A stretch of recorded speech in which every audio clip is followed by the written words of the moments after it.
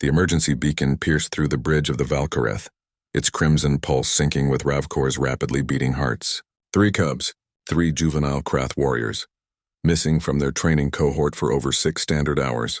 On a human colony world, Ravkor's scales rippled, with barely contained anxiety as he descended the shuttle ramp onto the dusty surface of New Terra. The Krath were apex, predators from a world where survival meant constant vigilance, where young learned to hunt before they learned to speak. Their cubs stood 4 feet tall even in adolescence, equipped with razor talons and reflexes that could snap bone. And now 3 of them were loose among soft, fragile humans.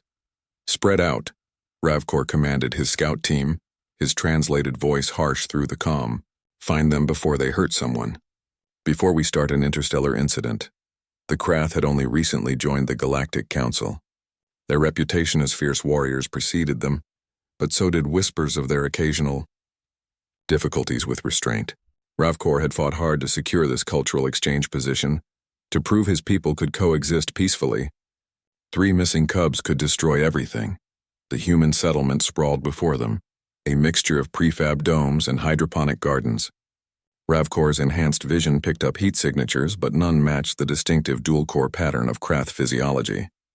His team moved through the streets, drawing nervous stares from human civilians who wisely gave them wide berth. "Sir," crackled the comm, "we have a location. Residential sector, Unit 47B, but sir, you need to see this yourself." Ravkor's claws scraped against the pavement as he ran, his powerful legs carrying him across the settlement in moments. He rounded the corner to find his entire scout team standing motionless, staring at a small prefab housing unit. There, flanking a closed door, stood the 3 missing cubs. They weren't hunting. They weren't rampaging. They stood at perfect attention, their young spines rigid, their tails low and alert. Their eyes tracked every movement in the corridor with the focused intensity of seasoned guards. When one of Ravkor's scouts tried to approach, the largest cub, barely past his naming ceremony, released a low, warning growl that would have impressed a veteran warrior. "What is the meaning of this?" Ravkor demanded, his authority lacing every word. "You were ordered to remain with your cohort. Explain yourselves immediately." The cubs didn't break formation. The largest one, Threk, flicked his tail once in acknowledgement but didn't move. "Cannot abandon post, sir. The small human requires protection." "Small human?" Ravkor's confusion mounted. He accessed the settlement database through his neural link. "Unit 47B, residence of Dr. Sarah Chen, xenobiologist. Single parent. 1 dependent, Mina Chen, age 5 standard years. A 5-year-old human child." "What threat could possibly?" The door cracked open. A small face peered out, framed by dark curls and featuring the largest brown eyes Ravkor had ever seen on a human. The child, Mina, looked up at the towering Krath commander without fear, then turned to address the cubs. "Are these your friends?" she asked in that peculiar high-pitched voice human younglings possessed. "Did they come to help you protect me from the monsters?" "Monsters?" Threk's scales softened slightly at the child's voice. "Yes, small one. Commander Ravkor is pack leader. Very strong, very safe." Ravkor's analytical mind pieced together the situation rapidly. He knelt down, carefully so as not to intimidate, bringing his massive form closer to the child's level. "Young Mina, what monsters do you fear?" The girl pointed to a wall. "In there. They scratch and whisper at night. Mama says they're just pipes and wind, but I know better. Monsters are real." She looked up at the cubs with absolute trust. "But Threk and Ven and Krazik came when I was crying in the garden yesterday. They listened. They believed me, and they promised to keep me safe." Understanding crashed over Ravkor like a cold wave. The cubs hadn't gone rogue. They hadn't succumbed to hunting instincts. They had responded to a distress call from a youngling, even one from an alien species, and had taken up protective positions according to their deepest cultural programming. Krath cubs were trained from birth that the young of any species were sacred, to be protected at all costs. It was the one law that superseded even pack loyalty. These 3 hadn't abandoned their duties. They had found a higher calling. Ravkor stood and accessed the building's maintenance records.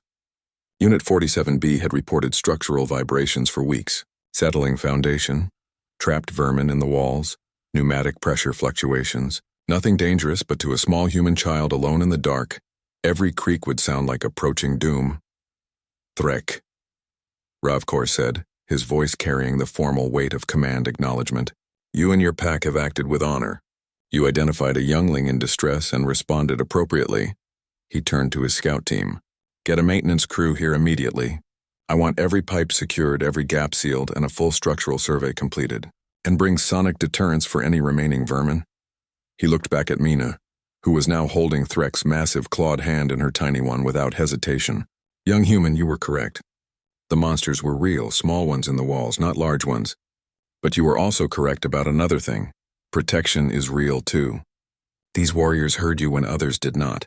That is what true strength looks like. Dr. Chen emerged from the unit, having been contacted by the scouts. She froze at the sight of her daughter surrounded by Krath warriors, but Mina ran to her excitedly. Mama, my friends are going to fix the monsters. See, I told you they were real. Ravkor watched as the human mother's fear transformed into cautious gratitude. She met his eyes, brave for her species, and nodded once. An understanding passed between parents, transcending species. As the maintenance crews arrived and began their work, Ravkor observed the cubs teaching Mina a simple Krath protective stance, her small human frame mimicking their movements with determined clumsiness. She giggled when she lost balance, and Threk's tail curled protectively to catch her. Later, filing his report aboard the Valkyreth, Ravkor wrote, Cultural exchange success beyond projections. Krath cubs demonstrated core values under unprecedented circumstances. Recommendation: expand youth integration programs. Additional note: human younglings possess remarkable courage and sound judgment in selecting allies. They recognize true warriors when they see them, regardless of species. He paused, then added a personal footnote. Perhaps it is not our people who have the most to teach. Perhaps these small humans, who face their fears by seeking strength in others, understand pack loyalty better than we realized. They do not see monsters and allies, only friends yet to be made.